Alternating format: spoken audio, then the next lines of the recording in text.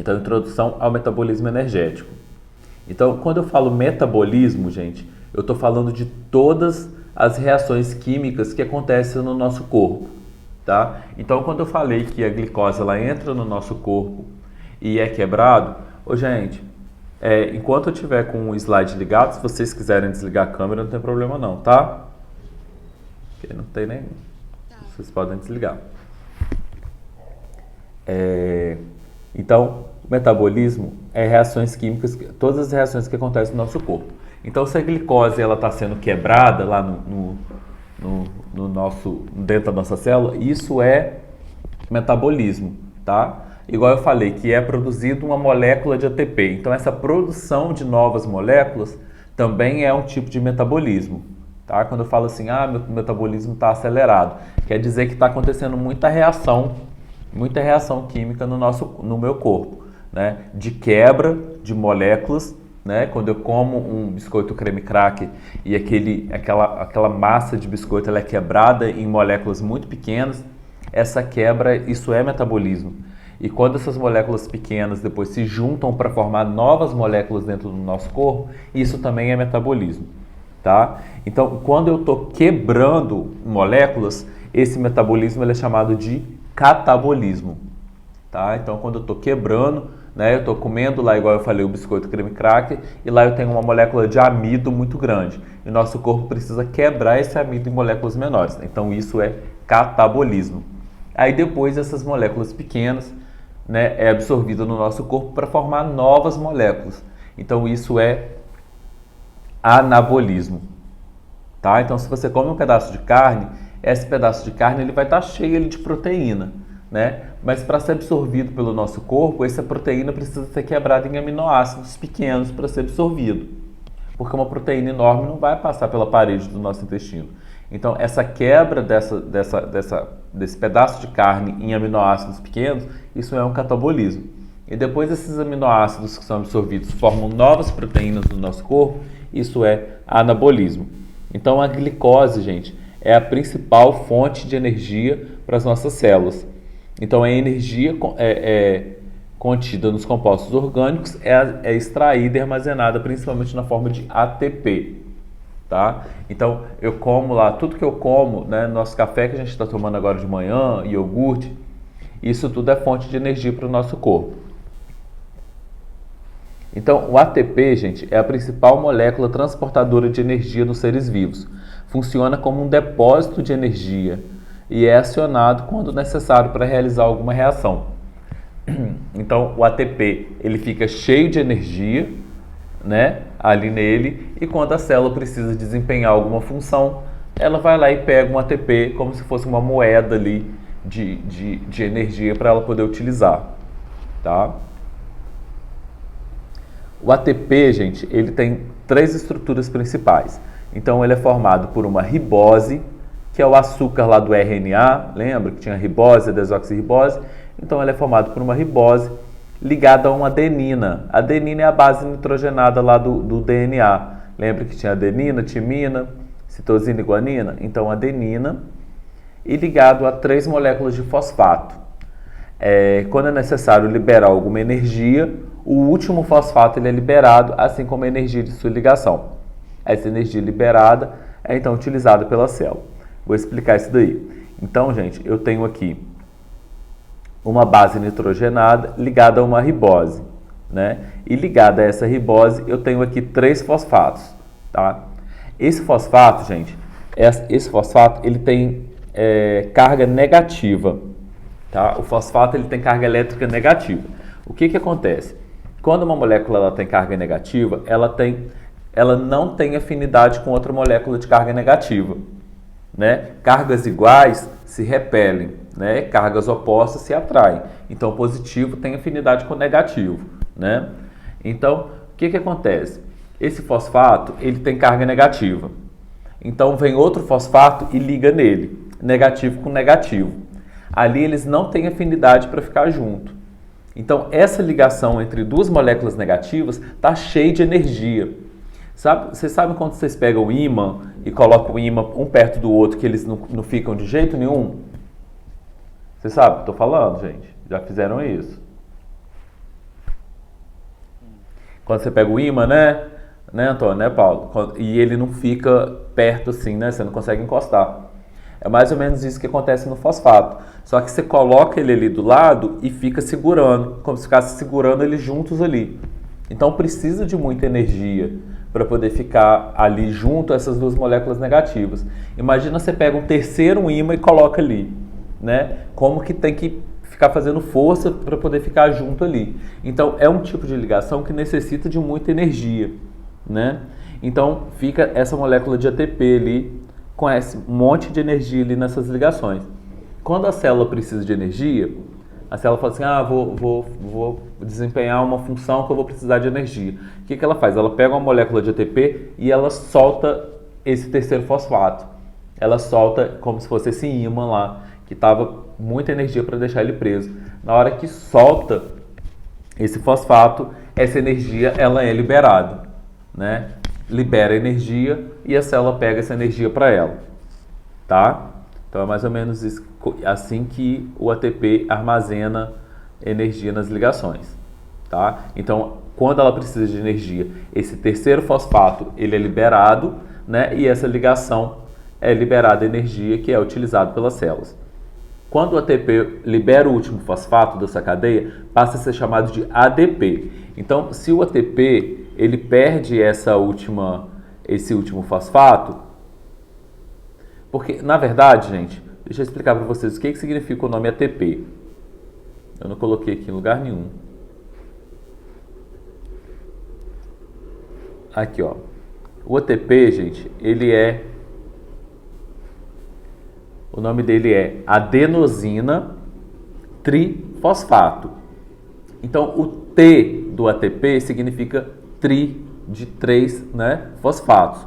Então, quando a célula precisa de energia e libera esse último fosfato, ele passa a ser chamado de ADP, né, adenosina difosfato, porque ele fica só com 2 ATPs.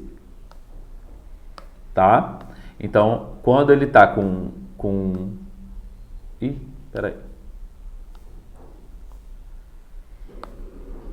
Quando ele está com o nome de ADP, significa que ele perdeu o último fosfato para poder liberar energia para a célula. Tá? As ligações entre fosfato têm muita energia devido a serem moléculas de carga negativa e têm tendência a se repelirem, sendo então necessário muita energia para os manterem unidos. A maior parte desses ATPs são produzidos pelas mitocôndrias, né? Quando a gente fala que a mitocôndria, né, qual é a função da mitocôndria? Gerar energia para a célula. Como que ela gera energia para a célula? Ela produz ATP, ela é a maior produtora de ATP, de pegar essa glicose que a gente consome e transformar isso em ATP, tá? Mas a gente vai ver isso depois nas próximas aulas. O metabolismo, gente, então quando eu falo de metabolismo, essas reações de quebra e de produção de novas moléculas que eu falei, catabolismo e anabolismo, isso recebe o nome também de reações exergônicas e reações endergônicas. Tá? Quando eu falo de reação exergônica, eu estou falando de catabolismo. Eu estou falando que quando acontece uma reação química no nosso corpo, que vai liberar energia. Né? Então, se eu tenho uma glicose e eu tenho quebra dessa glicose, que vai liberar energia, eu estou falando de reações exergônicas, né? Eu estou falando de catabolismo. E quando vai produzir novas moléculas, eu estou falando de reação endergônica, que vai absorver energia ali. Tá? Tranquilo isso, gente? Tranquilo até aí?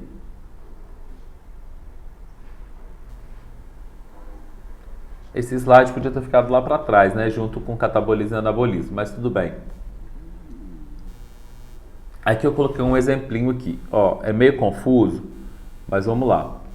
Então, eu tenho uma molécula de alimento, né? Então, essa molécula ela vai ser quebrada para liberar a energia que está nela para ser absorvida pelo nosso corpo, tá? Então, esse alimento, consumi um alimento, comi lá o biscoito creme crack. Esse biscoito ele vai ser quebrado numa reação de catabolismo e vai liberar energia, certo? Quando eu vou quebrar energia, eu tenho uma molécula de ADP, né, uma adenosina difosfato. Então vai chegar um ADP e ele vai acontecer, né, nessa quebra de alimento. É uma reação exergônica, então a molécula de ADP vai acoplar essa energia lá que está sendo liberada desse alimento com um último fosfato lá na cadeia, e essa molécula de ADP vai ser transformada em ATP, tá? Que agora vai estar cheia de energia. Essa molécula de ATP, então, vai ser utilizada para poder, numa reação endergônica, para poder incorporação de energia numa determinada reação. Então, essa energia do ATP, ela vai ser utilizada agora para a produção de uma nova molécula, seja uma proteína, seja né, uma molécula grande de açúcar, né, essa glicose agora, formar um amido, uma molécula maior, tá? Então, essa reação agora é chamada de anabolismo, e a energia que o ATP está trazendo vai ser incorporada nessa nova molécula que está sendo produzida, tá? E o ATP deixa o último fosfato, né? Quebra essa energia, a célula utiliza e o ATP volta a ser ADP e é produzida uma nova molécula necessária para a célula. Ficou tranquilo esse quadrinho? Depois vocês dão uma olhada com calma. Esse nome aqui, respiração celular e fotossíntese, não precisa de guardar isso não, que depois a gente vai ver esse processo direitinho. Gente, e quando acontece essa quebra dessa glicose, que tem essa quebra dessa energia, toda vez que é liberada essa energia, é liberado também átomos de hidrogênio. Esses hidrogênios, eles são elétrons, né? Eles têm carga elétrica ali, eles são elétrons e eles ficam meio que soltos, tá? Então, quando quebra a glicose, a energia da própria ligação química ali é liberado, essa energia é absorvida para poder formar uma nova ligação ali do ATP, só que é liberado também elétrons, né? Na forma de hidrogênio ali.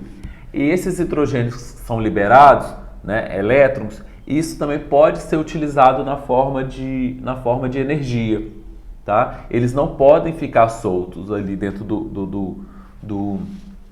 da célula, dentro do nosso corpo. Então eu tenho um outro tipo de moléculas que vão captar esses elétrons, que são moléculas transportadoras de elétrons. Vamos ler. Quando a glicose é quebrada, parte da sua energia é armazenada na forma de ATP diretamente.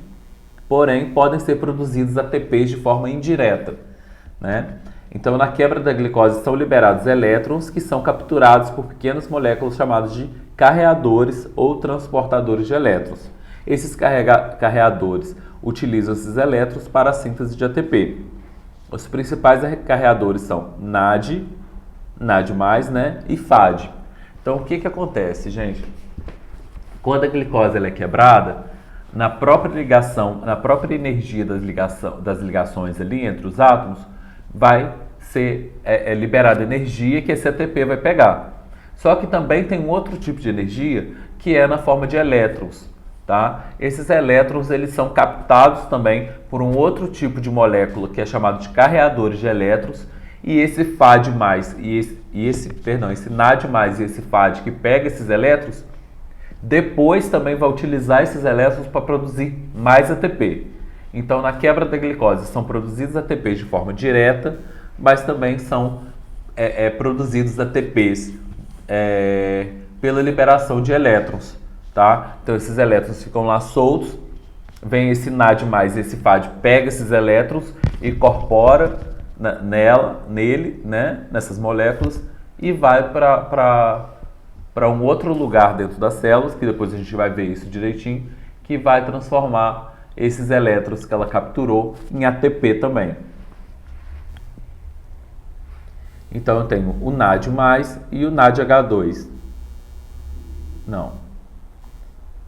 Aqui está mostrando outra coisa. Depois eu falo desse daí para vocês. Então, quando o NAD+, e o FAD recebem elétrons, gente, eles recebem também átomos de hidrogênio. Então, eles alteram a fórmula deles. Então, o NAD+, e o FAD, é o nome dado a essas moléculas antes delas receberem os hidrogênios, antes delas receberem esses elétrons. Depois que elas recebem, esse NAD+, passa a ser chamado de NADH+. Tá? Coloca um H mais na fórmula. Então, se vocês verem lá, NAD, né, NAD+, quer dizer que eles ainda não pegaram os elétrons para eles. Depois que eles recebem esses elétrons lá que ficou solto da quebra da reação, eles passam a se chamar NADH. Tá? E o FAD recebe o nome de FADH2. Ele pega 2 hidrogênios para ele aí e ele passa a se chamar FADH2. Tranquilo até aí, gente? Ou tá confuso? Tá tranquilo. Então tá, gente. Aqui, né, lá em química, tem aquelas reações de oxidação e redução, né? Quando esses carreadores eles recebem os elétrons, então quando eles passam a se chamar NADH e FADH2, quando eles estão com aquela energia daqueles elétrons, daqueles hidrogênios ali, a gente diz que eles ficaram reduzidos. Tá? E quando eles doam esses elétrons, quando eles pegam esses elétrons lá que eles receberam e doam depois para produzir o ATP, quando eles não estão mais com esses elétrons, eles ficam oxidados.